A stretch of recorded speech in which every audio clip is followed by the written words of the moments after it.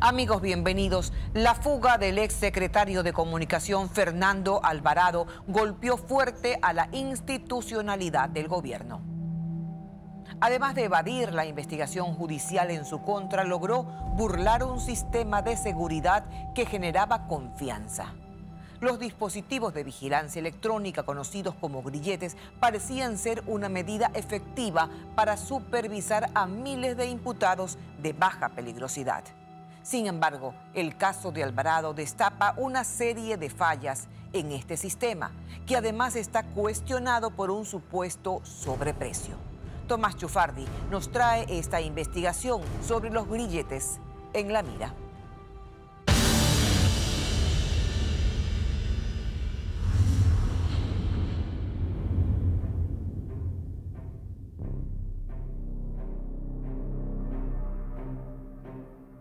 Es un tranquilo sábado de mediados de octubre. La ciudad se mueve a su ritmo sin sobresaltos. La gente en sus vehículos circula con total libertad y anonimato. Esa libertad y anonimato que empujaron a una persona a despojarse de un incómodo aparato para dejarlo abandonado en un terreno baldío cerca al río Machángara. Al mismo tiempo, esta persona agradecía e informaba por medio de un mensaje de texto a los operadores del Ministerio de Justicia que laboraban durante ese turno monitoreando a cientos de usuarios de dispositivos de vigilancia electrónica, coloquialmente conocidos también como grilletes electrónicos. Estimados señores, antes que nada quisiera agradecer el trato cordial que me han dado estas últimas semanas. Por otra parte, les quisiera informar que me he despojado del dispositivo electrónico y lo he dejado abandonado. Al momento ya no me encuentro en el país. Estoy en tránsito hacia un país que me ha concedido asilo. Mi abogado estará notificando formalmente en las próximas horas de este particular a la Fiscalía General del Estado para los fines consiguientes. Cualquier inquietud adicional, estoy presto a mantener comunicación con ustedes a través de este medio. Esta persona es Fernando Alvarado, exsecretario de Comunicación del anterior gobierno, quien con este mensaje, sumado al anuncio de haber salido clandestinamente del país, causó un terremoto institucional, dejando al descubierto que recibió ayuda de alguien para escapar y desnudando la vulnerabilidad de un sistema de vigilancia que actualmente cuenta con cerca de 2.400 usuarios.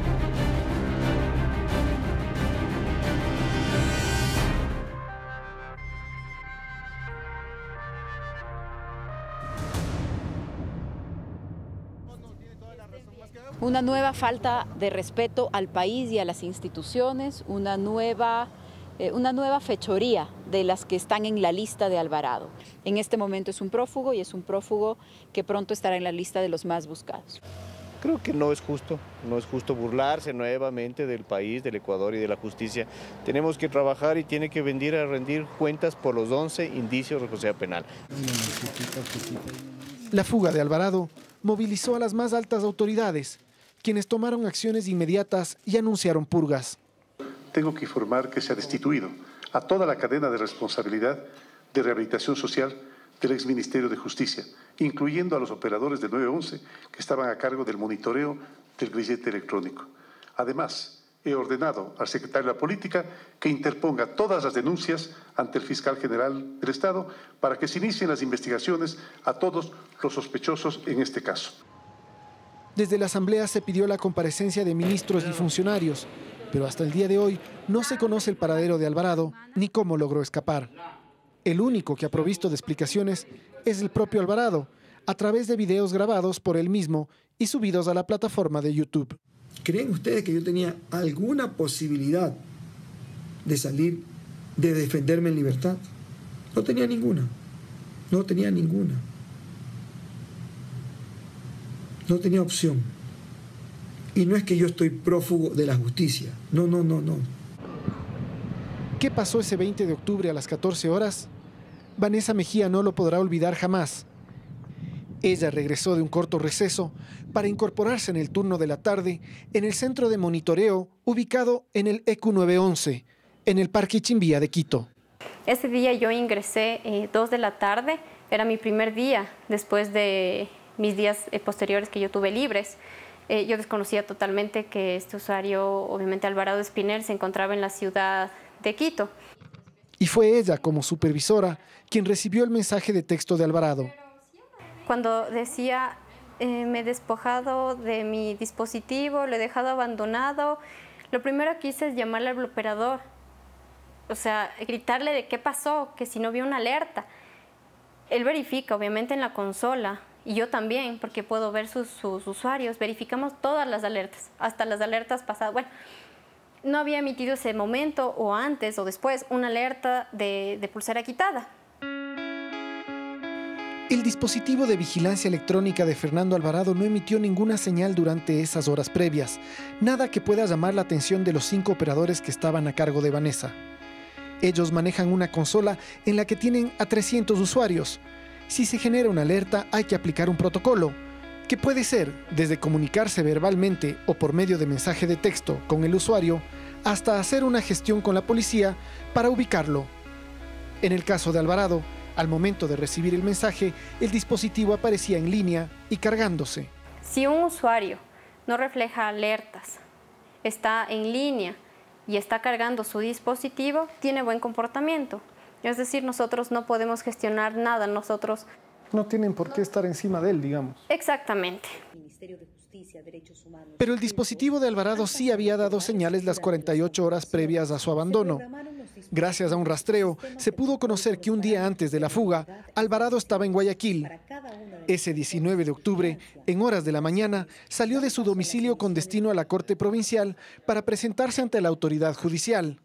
Luego regresó a su casa y a las 9:38 de la mañana partió hacia Quito. Llama del dispositivo e informa que va a viajar a la ciudad de Quito en cuestión de turismo. Entonces, él tiene libre circulación.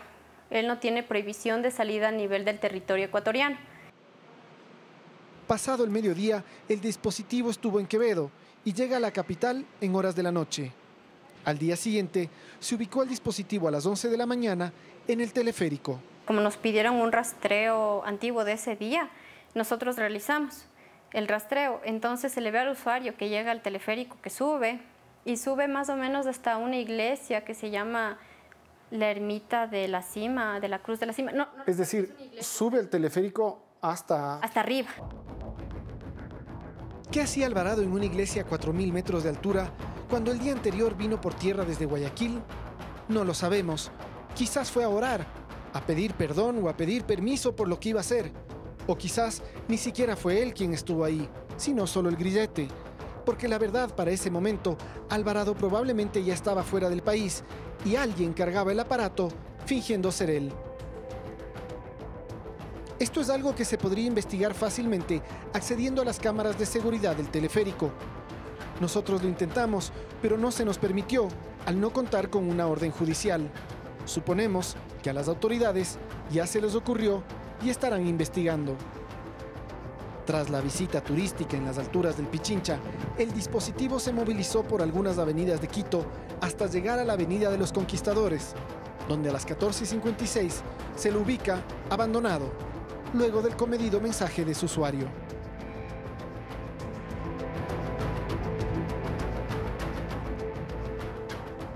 ¿Qué pasó ese momento en el ECU 911?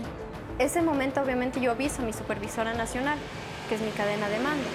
Ese día nosotros no teníamos ya gerente, no sabíamos quién era el gerente, por lo que había mandado el anterior gerente un correo de 18 de octubre en que se había despedido y había renunciado.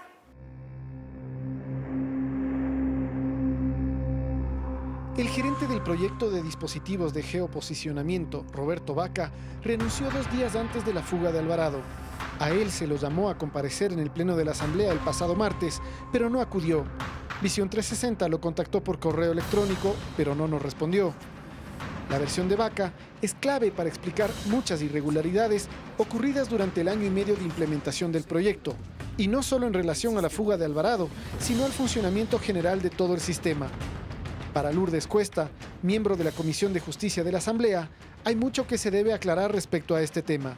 Y me ha llamado la atención la información que se ha ido recopilando o que hemos ido teniendo durante estos días de las graves falencias de los dispositivos, de incluso la solicitud que hubo por parte de los funcionarios a cargo de esto, que se hicieran cambios de dispositivos que estaban dañados y que esto cayó en oídos sordos totalmente.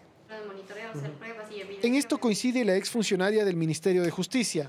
Según ella, el sistema continuamente presentaba fallos y a pesar de las notificaciones de los operadores, poco o nada se solucionaba. Tanto sistema como dispositivos tenían falencias, las cuales hasta de lo que sé Contraloría también hizo pruebas y verificó que estaban mal.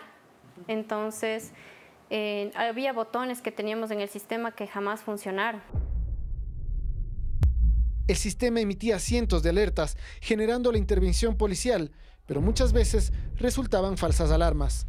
Tenemos alertas de batería baja, las alertas de pulsera quitada, que se volvieron prácticamente ya falsas, porque cada que nosotros mandamos policía les revisa, nos manda fotos, nos dicen que no hay novedad, se le manda al punto de instalación, los instaladores nos indican que no hay novedad. Para la policía y encuentra que está en perfecto estado. Se deja de prestar incluso atención a ese tipo de alertas y de llamados precisamente por las constantes alarmas que están mandando los dispositivos. Y ojo, no solo el de Alvarado. Había, por ejemplo, unos equipos de reconocimiento facial. ¿Eso se usaba o no se usaba? Se usó en un principio, pero todos los usuarios nos reportaban problemas. No ingresaba al sistema. Inclusive nos mandaban videos que ellos intentaban ingresar al sistema, sin embargo, nada. Las falsas alarmas también ocurrieron en el propio grillete de Fernando Alvarado, quien se habría acercado para que le arreglen el dispositivo. Sin embargo, seguía emitiendo alertas. En un periodo de 15 días, su dispositivo emitió 240 alertas. ¿Acaso se debía a que portaba un grillete defectuoso? ¿O quizás intentó quitárselo? No lo sabemos. Lo cierto es que las autoridades conocían de esta situación y no actuaron. O sea, reportes, había tantos reportes, había a nuestros superiores, obviamente, que tenían que ellos seguir escalando, ¿no? Son los responsables, nosotros como responsabilidad ya lo hicimos. La responsabilidad de los demás de seguir escalando estos problemas. Nosotros no somos los técnicos, nosotros no somos instaladores, nosotros jamás vemos estos dispositivos, no manipulamos, no desactivamos, no tocamos. Saben que había problemas, saben que había fallas, sabían que algo estaba sucediendo y no hicieron nada. De acuerdo a su información, el exfuncionario se encuentra en Caracas, Venezuela. La fuga de Fernando Alvarado ha permitido conocer algunas irregularidades dentro del sistema de vigilancia electrónica. Incluso se habla de un sobreprecio y de equipos de mala calidad. Pero hay alguien que no coincide con estas acusaciones. En la segunda parte de este reportaje, el proveedor de los dispositivos explicará por qué el problema no está en los equipos ni en las computadoras, sino en los humanos que las manejan.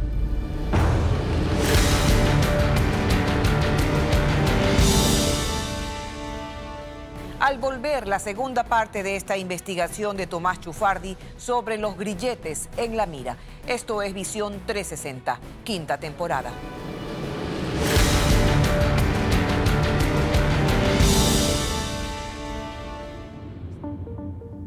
La Contraloría General del Estado emitió un informe relacionado al contrato e implementación de los dispositivos de vigilancia electrónica apenas 3 días después de la fuga de Fernando Alvarado.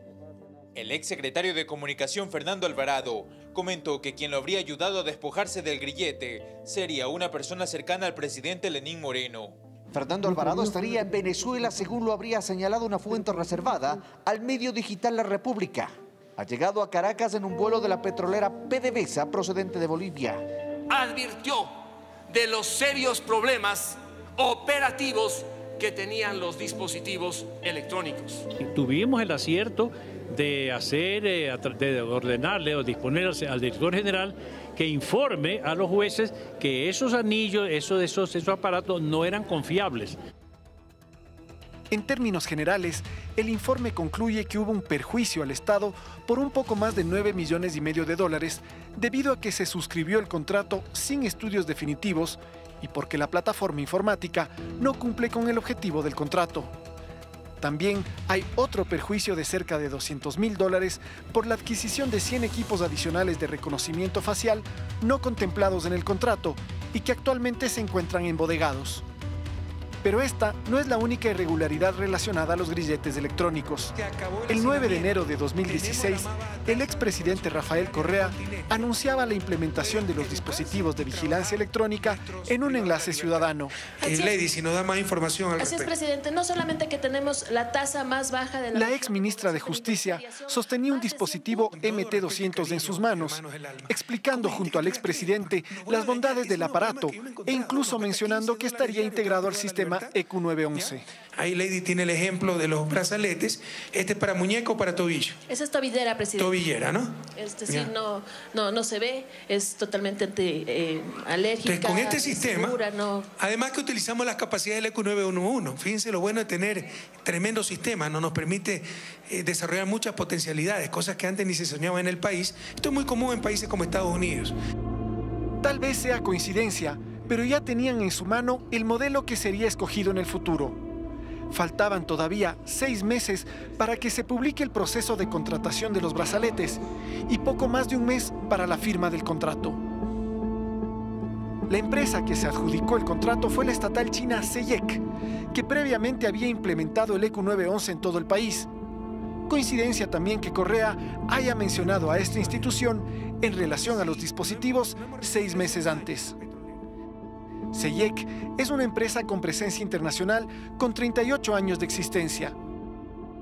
Se dedica al desarrollo de diferentes sistemas y equipamientos para uso militar y de seguridad. No entiendo qué relación tienen. Según su gerente regional, ellos presentaron la mejor oferta al Estado ecuatoriano para la implementación de este sistema. Se ubica que nuestra empresa ofertó 15 millones, ¿sí? Y somos segunda más barata entre las 6 empresas, ¿sí? Y la empresa 1 y 2, una A, B, ellos ofertaron más que 30 millones de dólares para el mismo objeto de contrato. Una precisión, aunque el gerente habla de 15 millones, el contrato finalmente se firmó por $13.712.000. Este valor de contrato no solamente contempla los 4.000 dispositivos de vigilancia electrónica, también hay otros, entre otros objetos de contrato. Yin Tao hace esta precisión ante la pregunta de un supuesto sobreprecio. En sitios como Amazon se puede encontrar el mismo dispositivo por $200, mientras que al Ecuador cada unidad le costó cerca de $1.000. Además de los dispositivos, CEYEC entregó la plataforma de monitoreo con su software, routers, equipo de comunicaciones, un data center, los servidores, repuestos, capacitaciones y servicio técnico. Además, hemos ofrecido el código fuente. Significa una transferencia tecnológica completa a nuestro contratante, en este caso Ministerio de Justicia. Solamente hay 2 empresas ofertaron el código fuente, significa una transferencia tecnológica completa al usuario. Y esta empresa que ofertó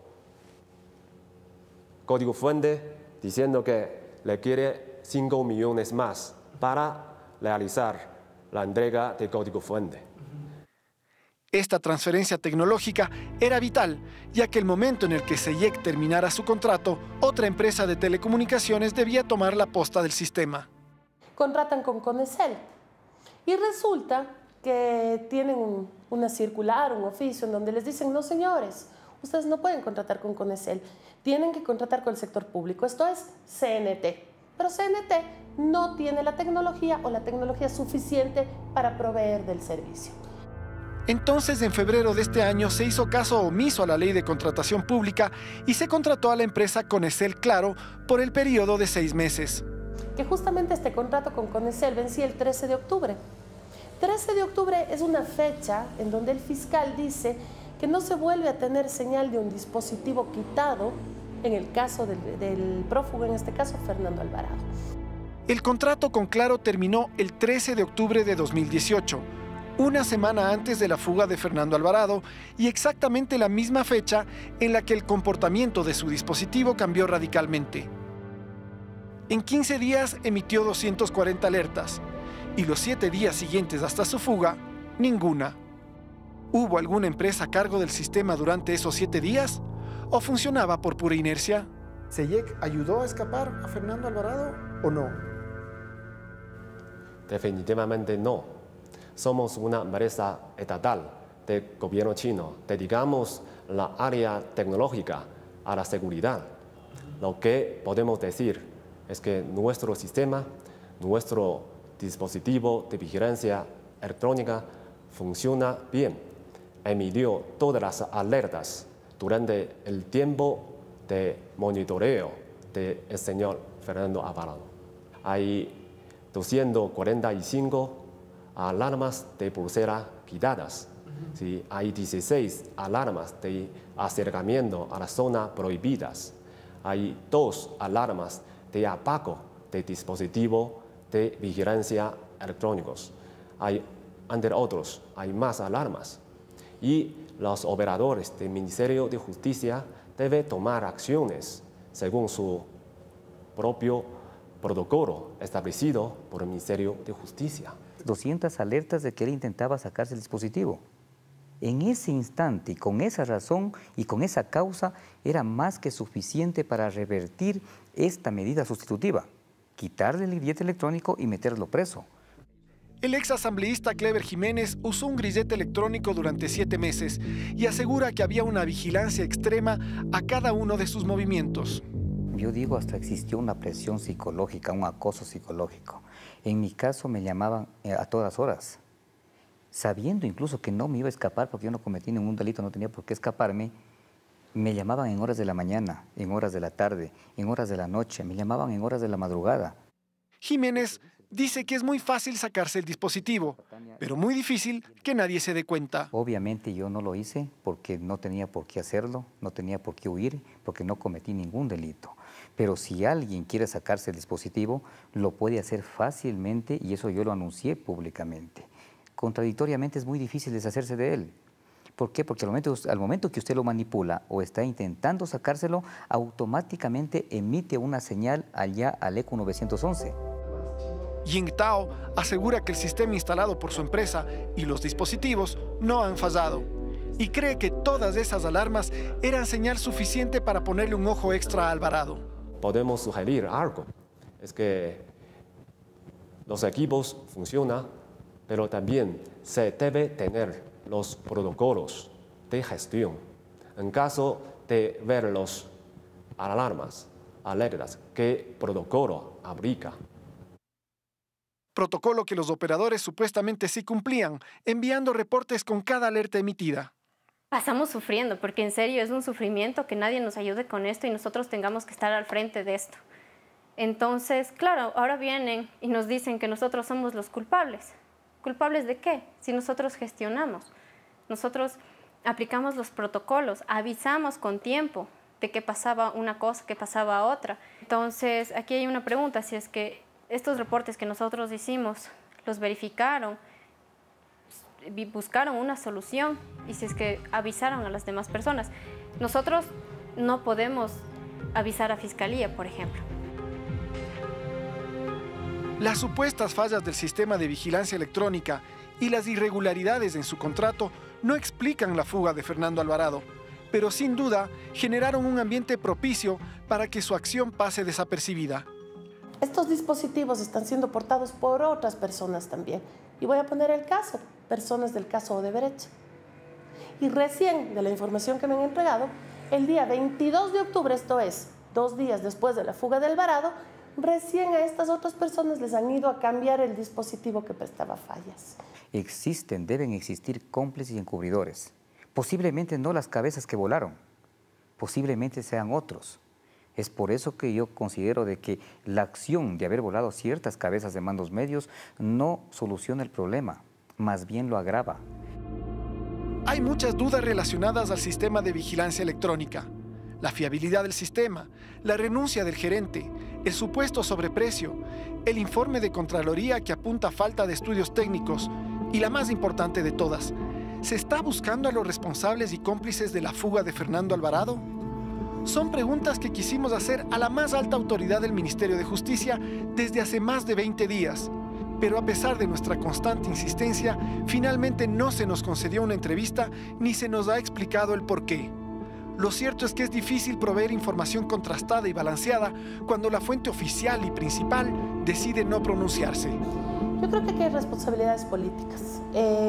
Son responsabilidades que tienen que establecerse y que también tienen que rendirles cuentas a los ecuatorianos. No es cuestión de decir, yo no supe, no se me informó, entonces ¿para qué están ahí? Porque es muy fácil cortar la cuerda por el lado más débil. Los dispositivos de vigilancia electrónica son una medida que genera ahorro al Estado y evita que personas de baja peligrosidad sean encarceladas. Así, pueden seguir manteniendo una vida productiva. Es una iniciativa que funciona en muchos países del mundo con éxito, pero aquí no funcionó, porque el dispositivo no alertó cuando debía y porque alguien permitió que así sea.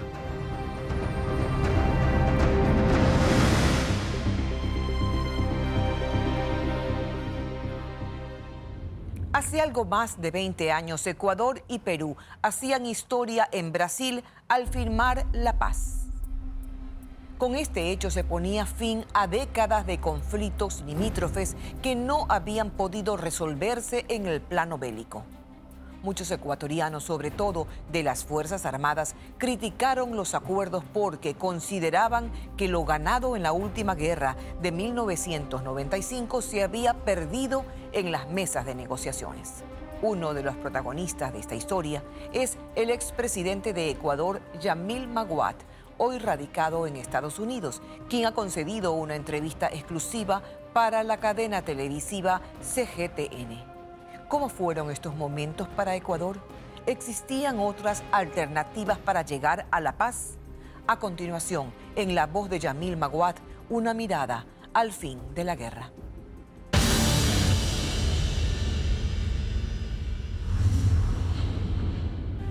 Four days before my inauguration as President of Ecuador, I was going to the airport of Quito to fly with the President of Ecuador, Fabián Alarcón, to Bogotá to attend the inauguration of President Andrés Pastrana.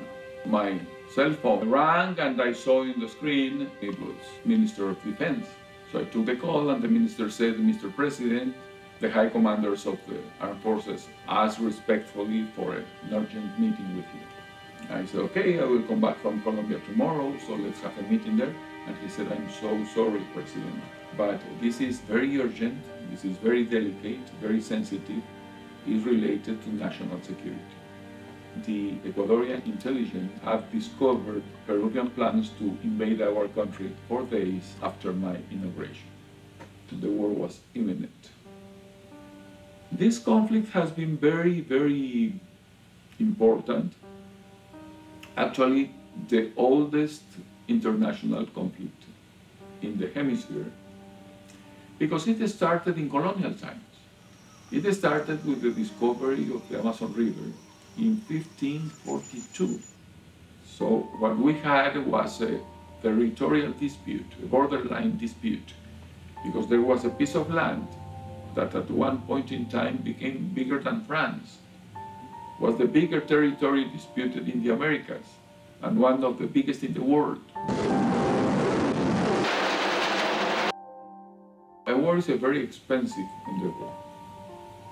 It costs a lot of money.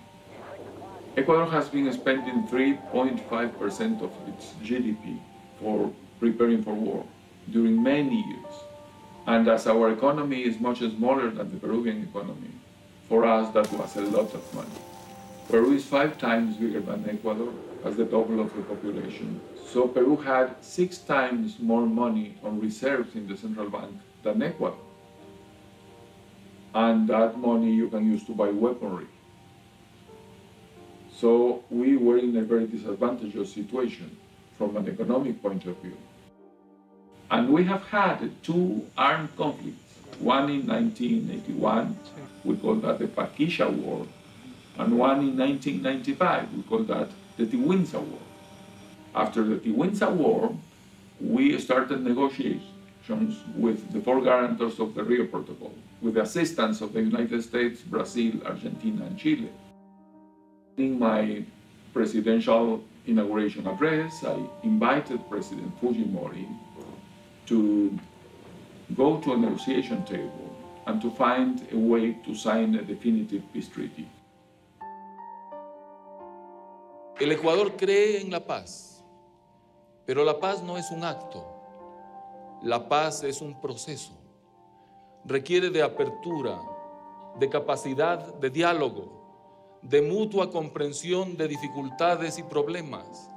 The response came from the Minister of Foreign Affairs of Peru saying, the president of Ecuador is so young that he doesn't know that there's nothing to negotiate here because everything was settled in Rio de Janeiro in 1942 when we signed the peace treaty that we called the Rio Protocol.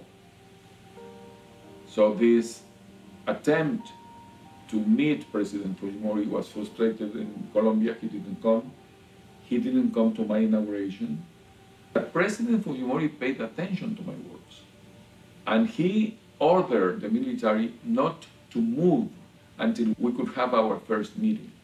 So in August 13, 3 days after I started as president, I received a call from President Fernando Henrique Cardoso of Brazil, saying Fujimori is coming to Brasilia. We are going tomorrow to Paraguay to the inauguration of President Cubas. Why don't you come so you will have the chance to talk over there? Finally, we managed to get an invitation from 4 countries. We call the guarantor countries because they guaranteed the Rio Protocol. The big countries of the Americas, the United States, Brazil, Argentina, and Chile. And they said to both presidents, we invite you to have a meeting in Asunción del Paraguay. So I went there, we had there our first meeting. Thank God we have a good personal click, a good rapport between President Fujimori and myself. And we started a conversation that lasted 10 weeks when we were stuck because I couldn't give the land to him, he couldn't give the land to me. And that was a dead end. And the clock was ticking. So at that point in time, I proposed to go to the guarantors and get their formula.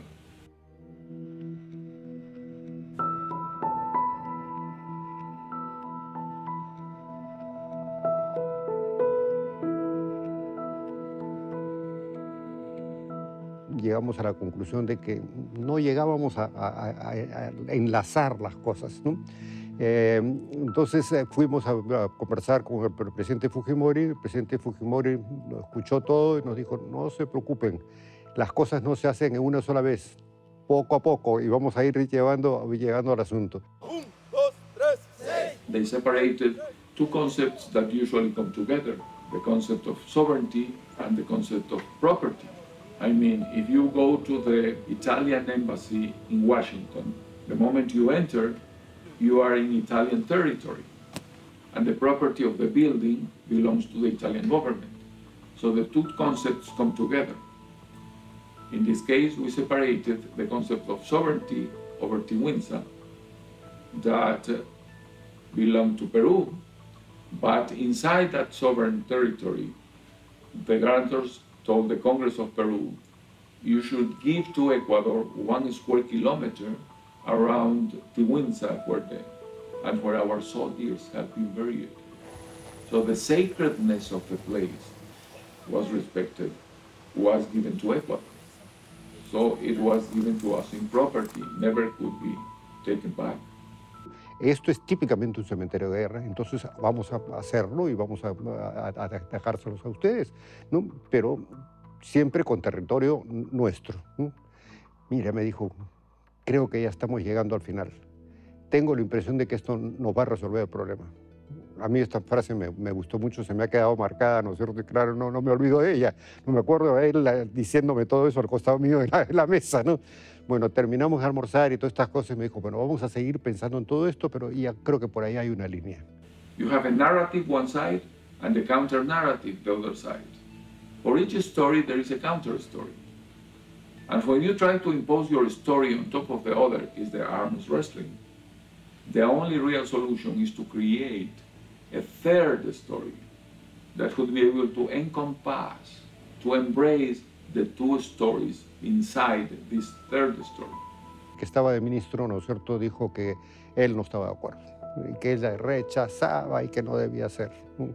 Entonces las tres armas se juntaron nuevamente, hablaron entre ellos y después dijeron, ¿no?, nosotros no entendemos bien lo que está planteando el ministro, porque nos parece muy raro que nosotros estamos hablando de paz, los militares, y el ministro está hablando de guerra.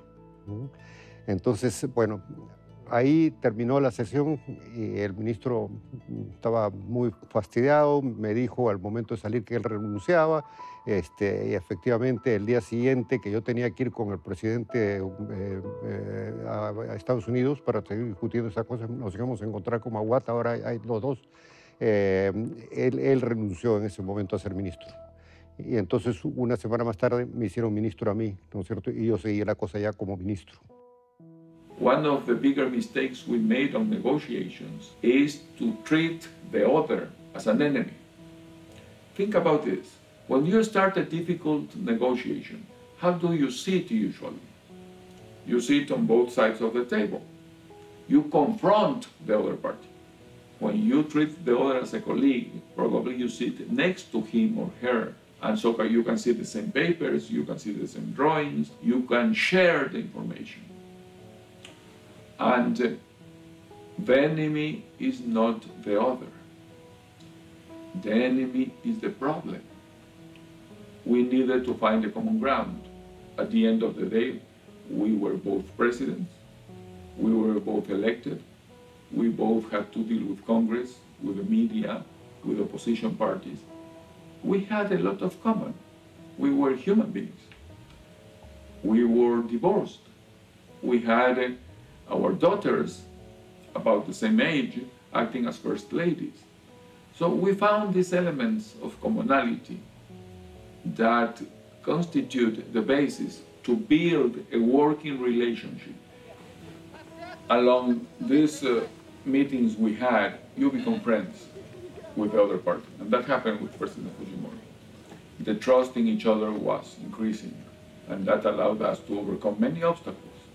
At one point in time, maybe we were the most convinced that the peace was possible, and we had a lot of opposition in our own countries against ourselves.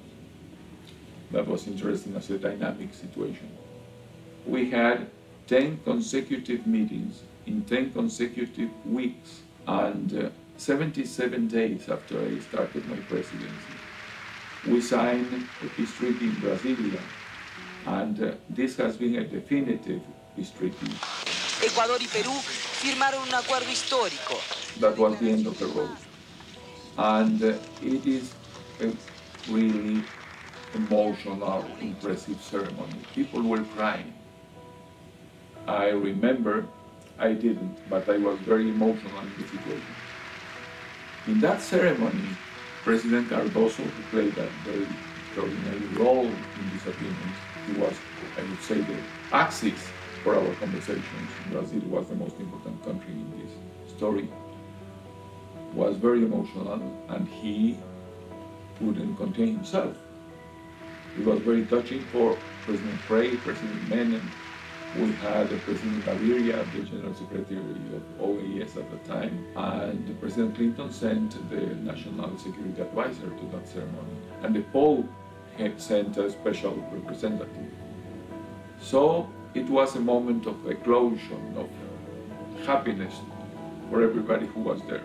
El Perú entero estaba contento con esto. El Perú entero le parecía que era una cosa que teníamos que llegar a un acuerdo entre los dos países.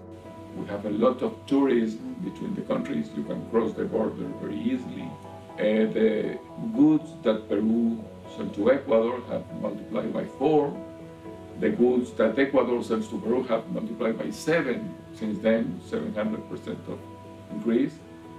We have binational projects, we have irrigation, hydroelectricity, schools that we can share, health centers, roads, everything is really, really good. Entonces vivimos bien, vivimos contentos y yo creo que eso es algo que vale la pena. So we felt like brothers, and that has been continued during the years. Many different situations in Ecuador and Peru. We have had coup d'etats, presidents removed, new governments. Nobody has dared to touch the peace treaty. Actually, we were nominated to the Nobel Peace Prize because of this, with President Fujimori. President Clinton said, quote unquote, "You have resolved the oldest source of international armed conflict in this hemisphere."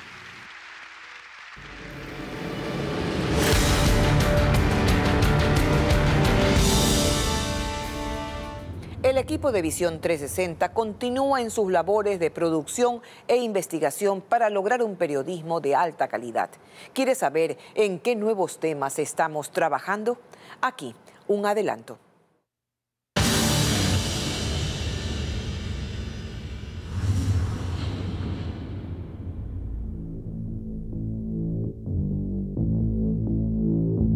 Él padece de epilepsia refractaria desde los 10 años de edad. Ya no podía, ya no sabía, porque si no le daba en el baño, le daba dormido, estaba escribiendo, estaba comiendo. En una ocasión me fui a una charla sobre las propiedades que tiene el cannabis y me quitó toda esa idea, todo ese tabú que yo tenía, que marihuana malo, malo, malo. No. Mi esposo ha mejorado, sí. Se ha detectado que para ciertos tipos de epilepsias, especialmente refractarias a todo lo que tiene, hay en estos ratos maneras de controlar. Por eso es que hablar del cannabinoide medicinal no tiene nada que ver con el problema de adicción. Yo no podía estudiar, yo iba al colegio, yo no podía tomar sol, yo vomitaba todo lo que yo comía. Y resulta ser que estos desmayos y estas ausencias eran un tipo de convulsión epiléptica. En sí, ella aún estaba convulsionando hasta que le dimos el aceite de cannabis. Al cannabis llegué por la desesperación de ver que mi niña no dejaba de convulsionar. Milagrosamente, Gia dejó de convulsionar por 7 meses y le quité los antiepilépticos. De lo que ella no hablaba, me dijo un día, mamá, su motricidad comenzó a mejorar un poquito y la niña empezó a comer bien, empezó a dormir mejor, está relajada y las convulsiones ya de 17 que le podían dar en el día, ahora le dan 6. Que la marihuana es una medicina y todo depende de la persona. Yo llevo pocos años en este tema de utilizarla medicinalmente, pero por ejemplo yo no fumo hierba y no me llama la atención. Si es que tendríamos conocimiento de que una empresa dedicada a la plantación, a la transformación de la marihuana, está desviando estas plantaciones para alimentar las economías ilegales y alimentar el crimen organizado, nosotros vamos a investigar estos hechos y vamos a buscar las sanciones correspondientes. Ese mismo Estado que no es capaz de administrar los medicamentos va a poder controlar que las farmacias, los productores, los médicos trabajen en regla solamente vendiendo esta marihuana producida masivamente, exclusivamente a pacientes. No hay confianza en las autoridades. ¿Quién va a tener las licencias? ¿Quién nos da la garantía de que ese medicamento no contenga el psicoactivo, el THC? Lo que yo observo aquí es que quieren cultivar porque quieren el psicoactivo, porque es una industria que produce mucho dinero. Creer que porque vayamos a producir medicamentos que vienen de una planta, vamos a fomentar el uso ilegal o el uso recreativo de una droga es bastante cuestionable. Yo creo que esto es una forma de satanizarle a la marihuana. La planta, así como la amapola, puede ser utilizada para fines muy loables, nobles y necesarios para la salud.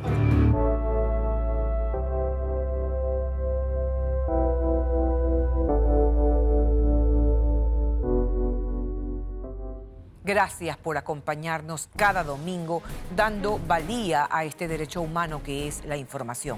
Nuestro oficio es seguir el cauce de los hechos y no dejar de cuestionar para acercarnos lo más posible a la verdad.